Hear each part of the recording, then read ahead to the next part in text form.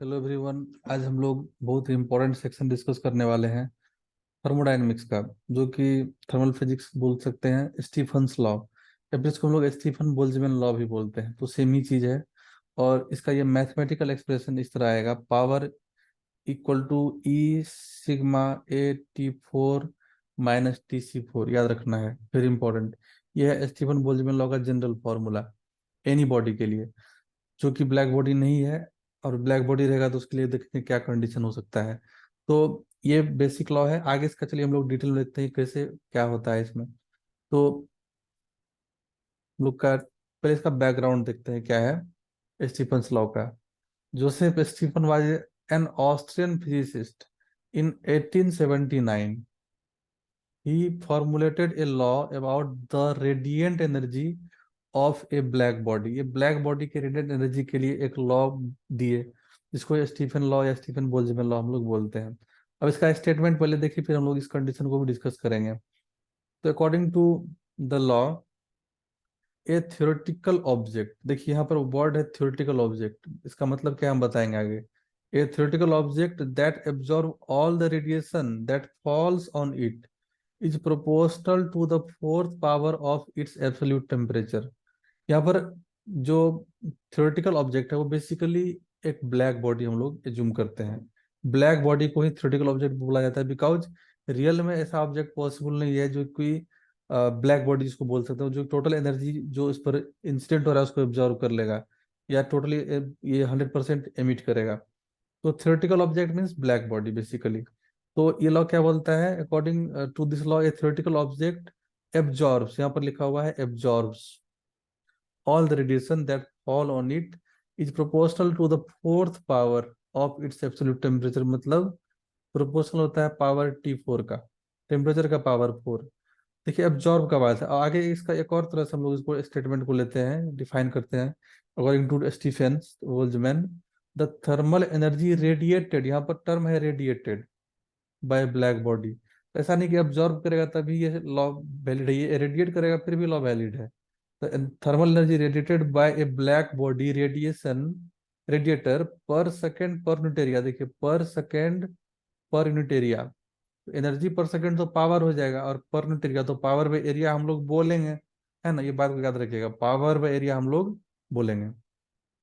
और वो प्रोपोर्शनल हो जाएगा fourth power of absolute temperature का। Energy per unit area per unit time, energy per unit area per unit time को हम लोग बोल देंगे ना पावर पर यूनिट टाइम, यही बोल सकते हैं हम लोग। तो पावर पर यूनिट एरिया, इसको हम लोग क्या बोल देंगे, power per unit area, because energy by time power होता है।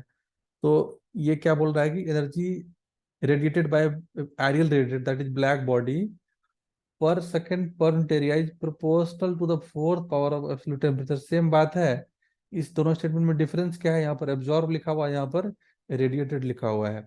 चलिए इसका मतलब क्या होता है, इसका वैल्यू कितना होता है, अभी जस्ट हम लोग जो बोले हैं उसी को हम लोग मैथमेटिकली लिख देंगे। तो ये बैकग्राउंड और स्टेटमेंट हम लोग देख लिए। यहाँ पर देखिए ब्लैक बॉडी है, ये टी टेम्परेचर पर है, ये ब्लैक बॉडी फिर लिए टी टेम्परेचर पर, यहाँ पर एब्जॉर्ब हो रहा है रेडिएशन, ब्लैक बॉडी एब्जॉर्ब कर रहा है, और यहाँ पर वो रेडिएट कर रहा है, एमिट कर रहा है। टेम्परेचर यहाँ पर भी इसका हम लोग टी जूम किए हैं।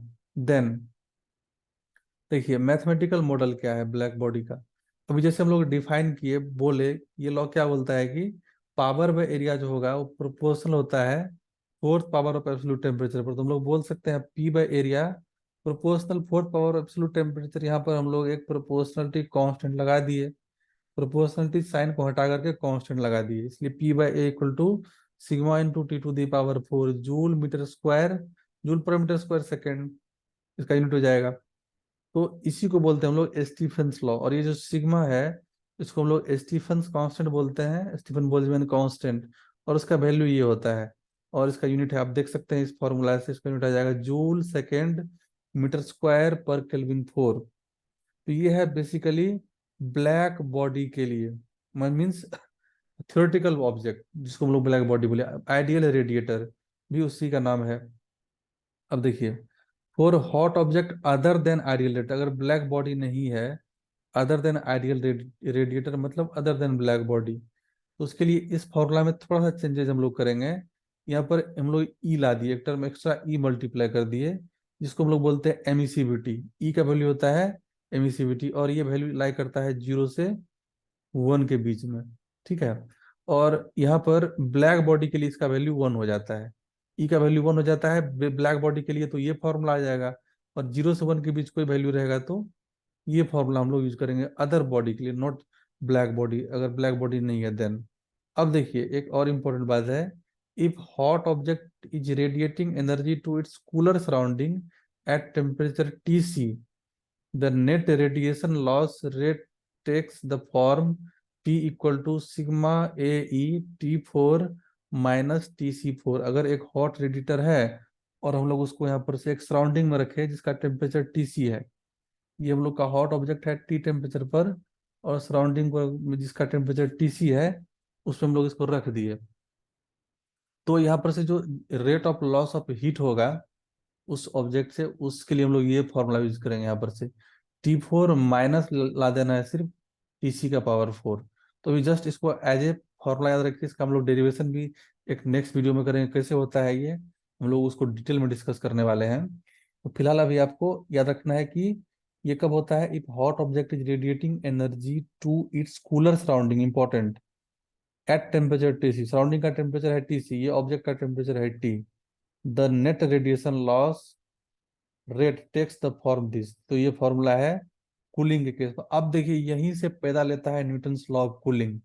अगर temperature difference between body and surrounding काफी कम होता है तो T4 माइनस TC4 अप्रोक्सीमेटली आ जाता है T माइनस TC, या उसको हम लोग अप्रोक्सीमेटली बोल देते हैं, टी को थीटा ले लेते हैं चलिए, माइनस थीटा नोट या थीटा सी जो भी बोलते हैं। तो यहीं से ओरिजिन है न्यूटन्स लॉ ऑफ कूलिंग का, वो जो कि स्मॉल टेम्परेचर डिफरेंस के लिए एप्लीकेबल होता है। तो न्यूटन्स का जो ऑब्जर्वेशन था वो बेसिकली यहाँ पर है, हिडन है स्टीफन बोल्ट्जमैन लॉ के अंदर में। तो आगे हम लोग इसको डिस्कस करेंगे डिटेल में न्यूटन्स लॉ ऑफ कूलिंग में, या उसका वीडियो आपको ऑलरेडी मिल जाएगा, आप चैनल पेज पर जाकर के देख लेंगे। तो इसी का अप्रोक्सीमेशन है वो। और हम लोग वन बाय वन सारा डेरिवेशंस जो भी फिजिक्स का है उसको हम लोग डिटेल में करेंगे, और आप लोग को अपडेट मिलते रहेगा।